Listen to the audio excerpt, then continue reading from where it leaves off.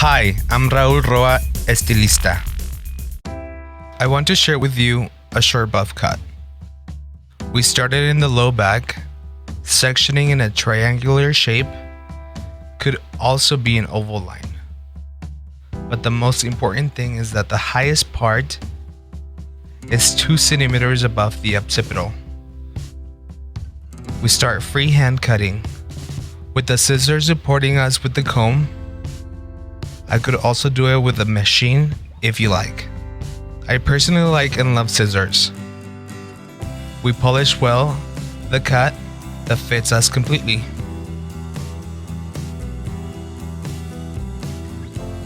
Now we are going to lose weight, where the tip of the switch scissors enters parallel to the sense of the hair to unload weight.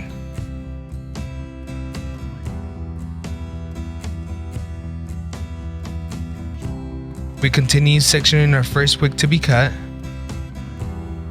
We are going to take this out in parallel to this sectioning that we intentionally perform, and we'll make it dumb on the right side or on the left side.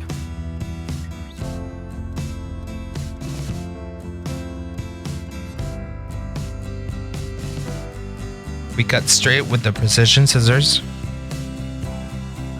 and parallel to the sectioning we carry out, we do the same movement on the opposite side, but in this case diagonally right.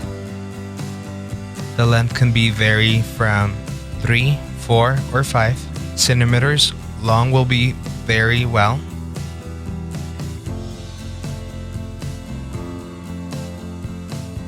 Take all the time necessary to make it this first wig, because it will be the basis of the entire structure. It's very important to take the strand from each side and center on the nape.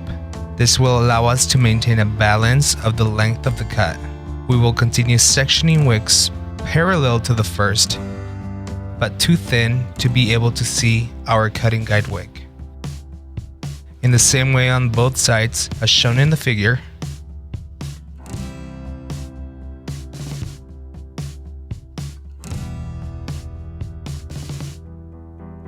We comb the wig to be cut very well, and we take it to the cutoff point, where our guide wig shows us that we have cut previously. But the cut will remain 1 or 2 millimeters longer than the previous. This is so that when we finish the last strand to cut, because all hair shrinks in a natural way and will looks very nice,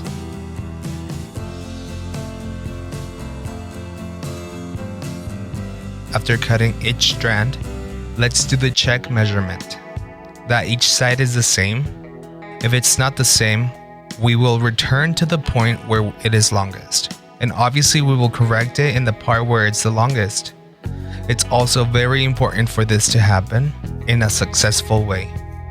Check our posture when we're cutting.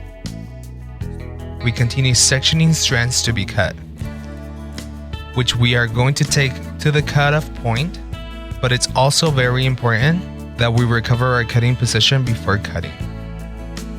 That's why I remind you again, when I'm cutting on the left side, I'm standing on the right side. And when I'm cutting on the right side, I'll be standing on the left side. This allows a good balance of the cut. That's the 2 sides, both the right and the left are fully adjusted. I don't do it because obviously they would see my back.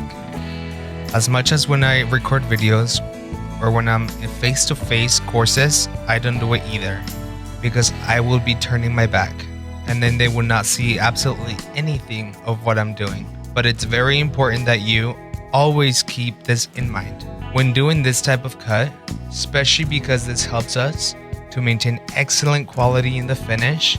Due to the curvature of the skull, we start with diagonal sections, but as we move up, those diagonals become vertical, and we must follow the same process to section each wig vertically, taking them to our cutoff point. As we progress with the cut, we are looking that it's getting much longer. Each of the layers that we have worked how we've talked from the beginning. We are leaving 1 millimeter or 2 millimeters longer. When reaching the back of the ear, we started to handle the wick a little more diagonally to gain longer in the front. Bob cuts are very cute and easy to do, but it requires a lot of concentration so that the cut is balanced.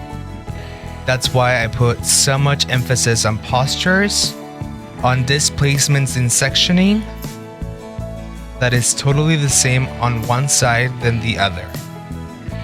It's what I call the mirror effect.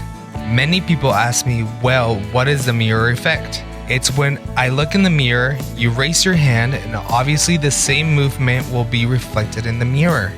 Exactly the same is what we do.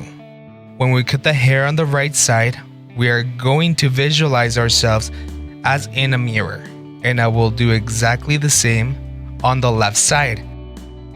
After finishing the first section of the structure, let's do center on the back. To create layers, and we will section our first guide wick to cut, as the figure shows. Then we will section another parallel wick to our guide wick, and we'll bring it to the same cut point. Let's tilt our guide wick to the opposite side of the wick that we sectioned to cut. We continue taking wicks parallel to the previous one and taking them to the same point. Very important to keep in mind what will be in the inclination of the wick, because we are going to do the same on the other side. We move to section our guide wick, but we also regain our cutting position. So we continue working until cover the entire front and finish one of the sides. We get back our guide wick to continue with the opposite side of the cut. We define the stroke to get it ready, and we begin to section our first wick on the opposite side. It's also very important to tilt it to the opposite side from where it has been sectioned, taking it with our cutting guide wick to make the stroke. We continue making the same movement. Rest easy to achieve a successful cut.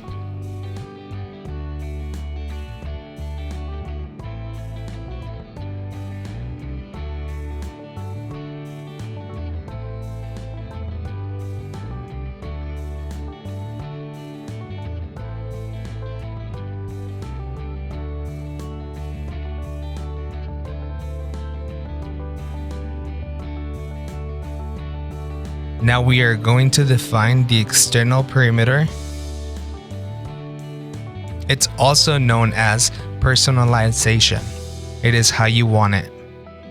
To your style, however you are born, however you see it, it will look better. And also to the taste of the client. There is no rule as such how it should be done, but if we work it with the slip of the scissors. Now for a better fit in the front, let's create a guide wick, where we are going to cut a little just. Let's move to the wick, to the opposite side from where she combs her hair, and let's cut. Then we are going to section wicks to cut at the same point, in such a way that it will fit me from short to long. That's what I achieved when I scroll. My wig guides to one side or the other. I'm going to make it shorter on one side and longer in the other. Well, we have our structure of the short bob. As we see it, the entire structure has been left. And now we are going to proceed to give it texture, to adjust the cut, allows us to create movement. Reduce strokes if they have been marked. Make up the hair if suddenly one side I have had more or longer hair. The texture allows me to adjust the cut. Not all hair needs texture. Only those that have abundant, thin, thick hair I can give it more texture. If thick hair, it is not very advisable to work the texture a lot because I can make too much weight off and can give more volume than a thick hair. Not getting too close to the growing area, but rather to give texture from the middle to the ends. Thin hair, if I can get very close to the growth area. Because thin hair fits the skull very well, what we are going to achieve is to remove weight from the hair. Reduce the volume without removing the length. There are several techniques to give texture. This one in particular is called filtering, and it's one that I like the most because it's a texture technique with which you have the most control. There are some techniques that can suddenly get out of control, and you can remove too much hair, leaving it unbalanced, and obviously we are going to go to the other side. What the filtering technique allows us to remove hair is where it's needed. There are hairs that are around the contour and the lower back. The density is lower, and the other hand, the sides and the upper part.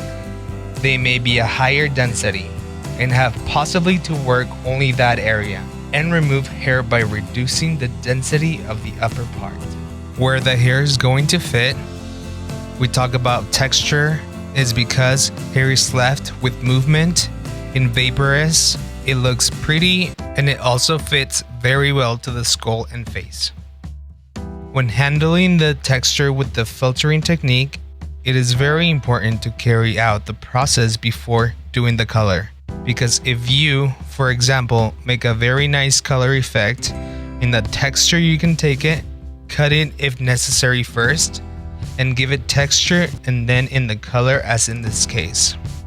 Thank you for watching and see you soon.